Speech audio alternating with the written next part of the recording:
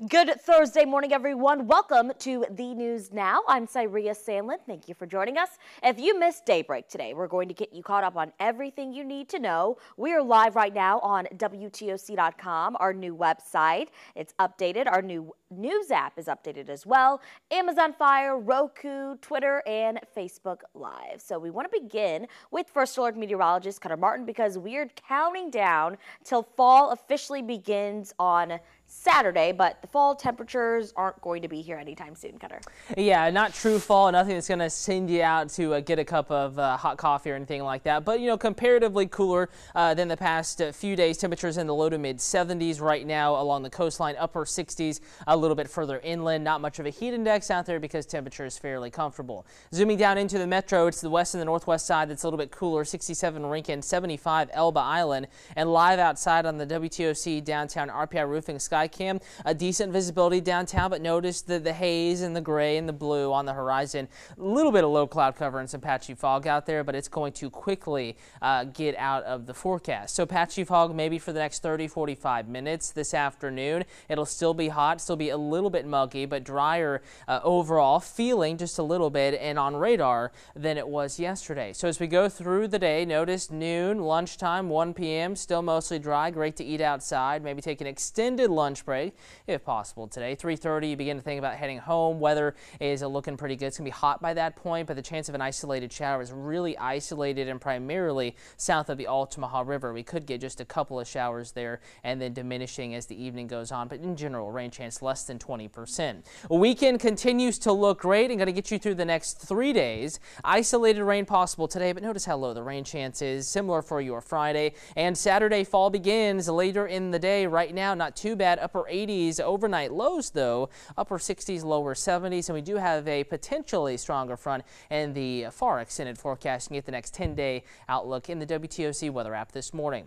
And traffic, WTOC Jay McSino traffic tracker, we have not noticed too much of an issue out there. We were down in Hinesville, 84, report of a crash near the Parkers on the east side of town. It's cleared and it's not backing you up right now on Interstate 95 coming back northbound towards the Savannah Metro. You're moving along without any major issues, and on the maps right now, drive times as well, both of those kind of data sets indicating that you're moving. You're at posted speed limits. The typical slowdown 16 at 95 is occurring, so 95 to 516 is okay, but from Pooler Parkway to 95, a little bit of a delay. 80 eastbound 95 to West Bay taking you 11 minutes, and 21 southbound 95 to 516 right now taking you less than 10 minutes. Cyria. All right, thank you very much, Cutter. Well, later this morning, we will hear how the Georgia Ports Authority is impacting our local and state and regional economy. The 2018 State of the Port Address happening this morning at 10:30. Local and state leaders will be meeting at the Savannah International Trade and Convention Center for this event. We expect officials to say the Georgia ports have been successful the past year. Over the past couple of years, they've been experiencing record cargo volumes. Listen, the Georgia ports is the economic engine of the Southeast. There's no question about it. Not just of Savannah, not just of Georgia, but the Southeast United States. That's why this is such a great project. That was Congressman Buddy Carter there. Georgia Governor Nathan Deal and Georgia Ports Authority Executive Director Griff Litch are both expected to speak during today's address. And an update this morning on a story we have been following: the bodies of two mental health patients who authorities say died after a transport van was swept away by floodwaters Tuesday were recovered last night. The Marion County coroner has identified them as Nicolette Green and Wendy Newton. The state law enforcement division says the women were not handcuffed or shackled in that Horry County Sheriff's Office van. Officials say the two patients were being taken to hospitals in Darlington and Lancaster. The Horry County Sheriff's Office says Deputy Stephen Flood was driving that transport van and was able to make it out. Another deputy, Joshua Bishop, was involved. Both were placed on administrative leave. And I want to know what you think about this. This is a very big story coming out of the Carolinas, so leave a comment and join the conversation today.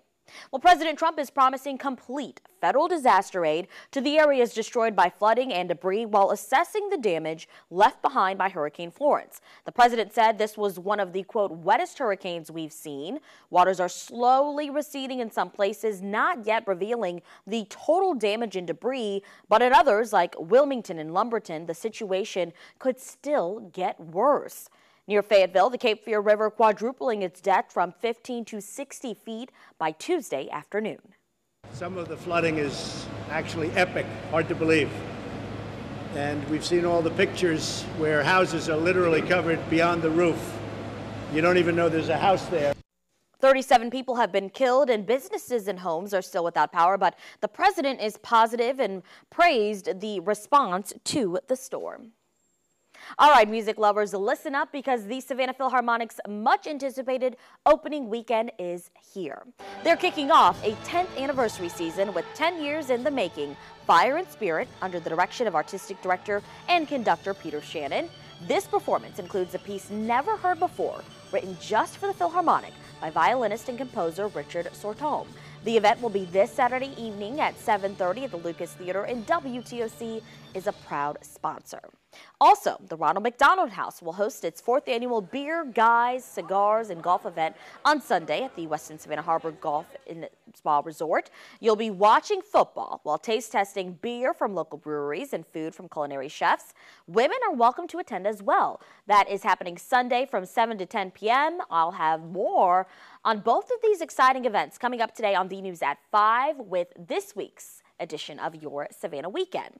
And Hunter Army Airfield is hosting a hiring fair today you need to know about. This free event features national, state, and local employment opportunities for transitioning military members, veterans, retirees, and spouses. Now, you do need to register before the fair, which is happening today from 10 a.m. to 2 p.m. To find out how to register, go to WTOC.com.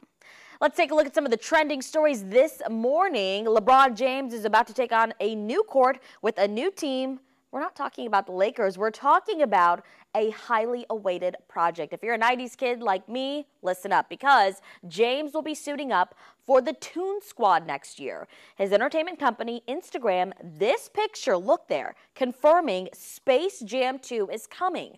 Black Panther director Ryan Coogler will produce the upcoming movie, which is set to start shooting in 2019. Kiss me till you're drunk and I'll show you all the moves like Jagger. I've got them moves like Jagger. I've got them moves like Jagger. And we might be seeing those moves very soon because we now know who is reportedly taking the stage during the Super Bowl halftime show this year. Various media reports, including The Hollywood Reporter, say Maroon 5 will be performing. Neither the band or the NFL has confirmed those reports and plans to release an official confirmation in November. Well, whether it's real or not, the rumors definitely have the internet talking. Lots of this being discussed on social media. A lot of people are excited about the show, but others question why Maroon 5 would be a good fit for the game in Atlanta this year, which is home to several successful hip-hop artists. So I want to know what you think. Would you like to see Maroon 5 perform at the halftime show?